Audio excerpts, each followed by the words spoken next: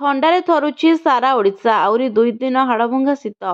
ଜାଡ଼ ଶୀତର ପ୍ରକୋପରେ ଜନଜୀବନ ଅସ୍ତବ୍ୟସ୍ତ ହୋଇପଡ଼ୁଛି। କନ୍ଧମାଳ ଜି ଉଦୟଗିରି ଚଳିତ ବର୍ଷର ସର୍ବନିମ୍ନ ତାପମାତ୍ରା 5.8 ଡିଗ୍ରୀକୁ ଖସି ଆସିଛି। ଦାରିଙ୍ଗବାଡ଼ିରେ ସର୍ବନିମ୍ନ ତାପମାତ୍ରା 8 ଡିଗ୍ରୀ ରେକର୍ଡ କରାଯାଇଥିବା ବେଳେ ସେମିଳିଗୁଡ଼ାରେ ତାପମାତ୍ରା 7.4 ଡିଗ୍ରୀ ପହଞ୍ଚିଛି। ସ୍ଥିତି ଏମିତି ଯେ ରାଜ୍ୟର 13ଟି ସହରରେ ସର୍ବନିମ୍ନ ତାପମାତ୍ରା 12 ଡିଗ୍ରୀ ତଳକୁ ଖସିଛି। 14 ଡିଗ୍ରୀ ତଳେ ରହିଛି କଟକ, ଭୁବନେଶ୍ୱର ତାପମାତ୍ରା। ଗତ 10 ରୁ 15 ଦିନ ମଧ୍ୟରେ ବାୟୁମଣ୍ଡଳରେ ଜଳବାଷ୍ପର ମାତ୍ରା କମିଛି।